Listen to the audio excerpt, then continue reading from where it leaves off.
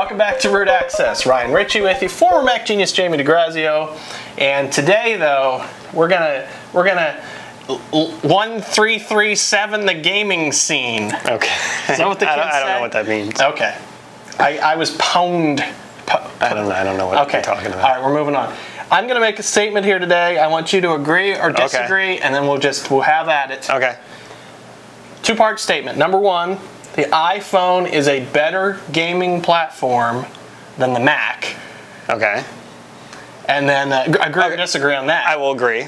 And number two, and this was mentioned in the blog, the iPhone is the best gaming platform available. Hear me out. I'll say put little asterisks next to that. I think it has potential. Potentially. I would agree with that. I would agree. When you say iPhone, you also mean the iPod. I'm sorry. The iPod. Yeah, both. Right. Okay. I think the thing that's holding it back is the fact that you don't have any real buttons. It's all strictly touch. So developers, it's going to take a while for developers to sort of feel their way around that. Well, it is interesting to see the new soccer game. That actually does. So that looks like a way they can get around it.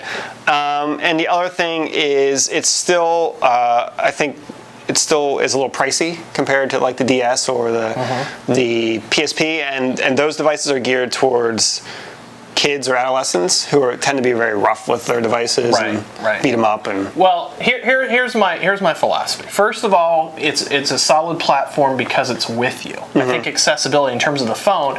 You might not always have a PSP with you, but you have your phone with you. So in terms of accessibility to the platform, number two, it is the only gaming platform that, to me, has the positive qualities of a console and the positive qualities of a PC, in the sense that it's a console in that you're only coding for one device, two technically, but they're pretty much the same. And it's like PC gaming in the sense that it runs an OS, and you can upgrade and it can do other things. Now, obviously, there are firmware upgrades and stuff for the Xbox and PS3, but that's my bold statement today. Well, I think it's definitely gonna. You'll probably see with the next DS and PSP versions that they're going to copy the iPhone. They're probably going to have to go to a download model. I think the idea of going to the store to pick up a little plastic cartridge which holds 10 megabytes for $20 is ridiculous. Right. When I can get the same game on iTunes immediately for $10. So I think it's definitely changing the industry and the thinking in the industry. I think it's going to take a little while for it to, start to nip at the heels of Nintendo and Sony. But I think in general, gaming is growing so much with like the Wii, for example, and you get people buying games who never thought they were going to buy video games, that the market is there to support all three platforms. And do you think that's what it'll be, that those platforms continue to be supported, or could you see a day when some developers, maybe mid-size or smaller developers, say, why am I wasting time on, say, the DS, and I pay so much in royalties, when I can just develop for this iPhone, iPod Touch, and give my 30% to Apple and be done with it? I mean, do you think that's a reality? I'm not like EA is not going to disappear from. Yeah, well, definitely independent developers, smaller developers, the kind of people who are putting games out on like Xbox Live and Steam and the PSN network. It makes sense for them. You're not going to sell a product in the retail stores. Right. So it makes sense for them to partner with Apple and just cut out the middleman, cut out the distribution. Okay.